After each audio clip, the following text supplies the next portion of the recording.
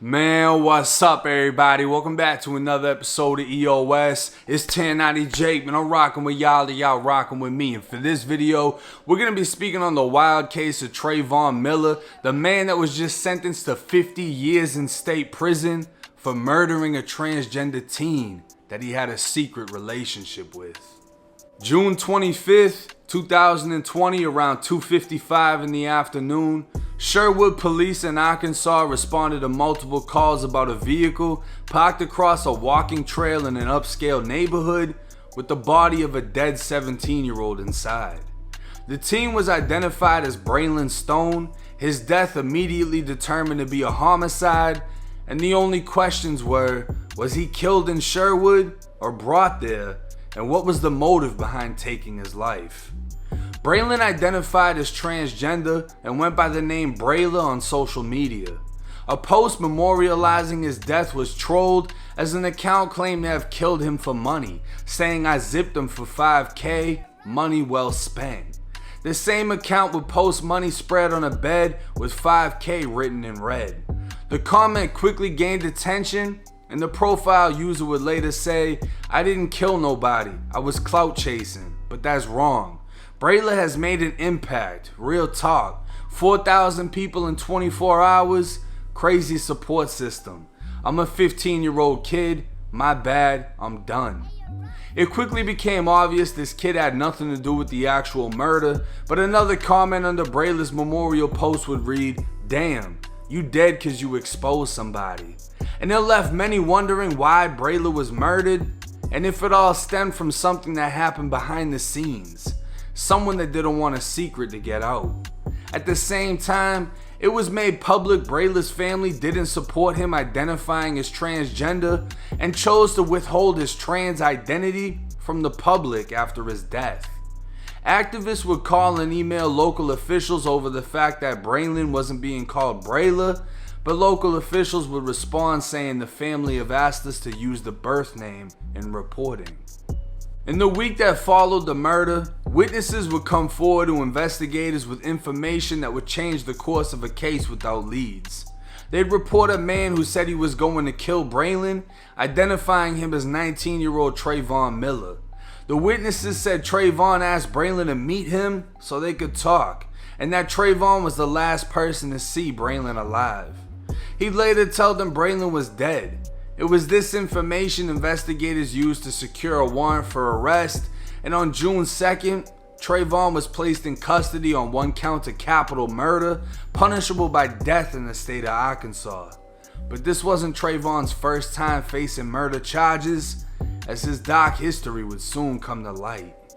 On April 21st, 2016, Sherwood police received a call for an unresponsive person inside of a vehicle in the parking lot of a rec center. Sherwood 911, where's your emergency? I think I just walked up on somebody who might have committed suicide in a car. Officers arrived on scene, approaching the vehicle and observing a white male in the driver's seat. His skin was pale, his right arm laying over the center console, as the officer could see what appeared to be blood under his chin. The officer called out to him, but he remained unresponsive. The officer then reached into the window of the vehicle that was already down, shaking his left shoulder, but he was stiff. That's when the officer noticed a bag of marijuana sitting in between his legs. 17-year-old Brian Thompson, a Sylvan Hills High School student, was pronounced dead after being shot in the side of the throat with a .38 caliber revolver in a botched robbery. The day after he was killed, police arrested 14-year-old Trayvon Miller, 17-year-old Xavier Porter, and 15-year-old Quincy Parks. All three were charged as adults with capital murder and aggravated robbery.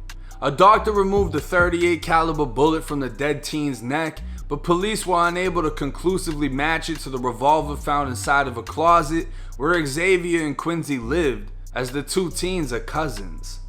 A text message from the teens was read in court stating 15-year-old Quincy shot Brian when Brian reached for his own gun. Xavier told investigators it was Trayvon, the youngest of the three, that came up with the idea to rob Brian.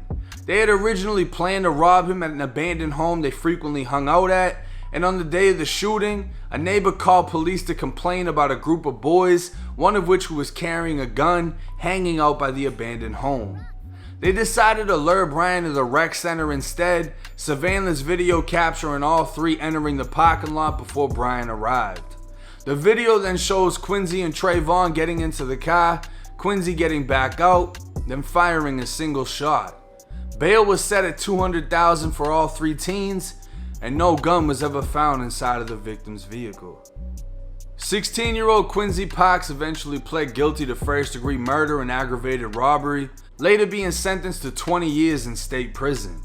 18-year-old Xavier Porter would plead guilty to aggravated robbery and be sentenced to 10 years, while 15-year-old Trayvon Miller, who agreed to testify against his co-defendants, was transferred down to juvenile court on a charge of aggravated robbery, saving himself from prison and being sentenced to probation.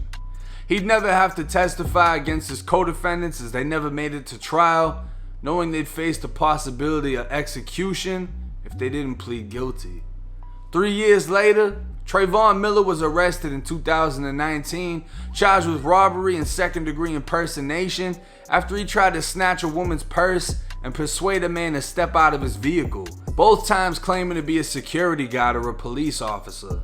Less than a year later, Sherwood police arrested Trayvon on an identity theft warrant and found him in possession of a .22 caliber handgun. Even though he was on probation for the 2016 killing, Trayvon, who was 18 at the time, was jailed, then released. He was able to avoid being charged as a felon in possession of a firearm because his only previous conviction had been in juvenile court. Fast forward to August of 2021, yet again facing the charge of capital murder, Trayvon pled guilty in court to first-degree murder and was sentenced to 40 years as part of a plea agreement on top of a 10-year firearm enhancement, totaling out to 400 months in the Arkansas Department of Corrections.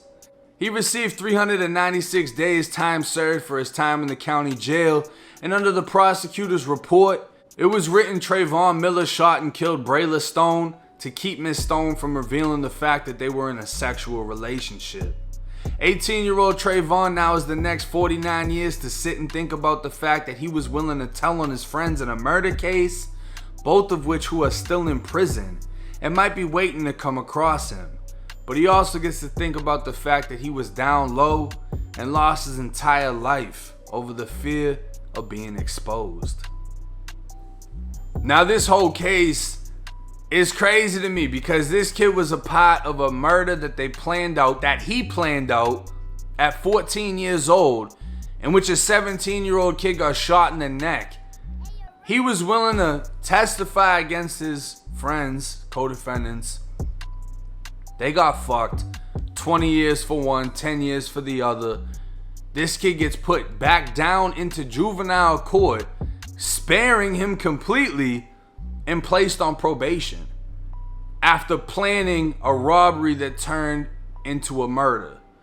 Fast forward, I don't know if something happened to him in juvie, if he just started getting with the funny business while he was in there, but he starts having a secret down low relationship with a transgender teenager. I don't know what the age is in Arkansas for, like sexual whatever, because normally it's 18, Florida it's 18. But he was 18 messing around with somebody that was 17, right?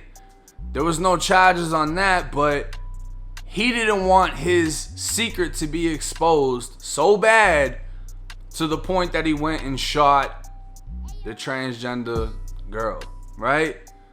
That's what happened. Now everything has been exposed across the entire fucking world.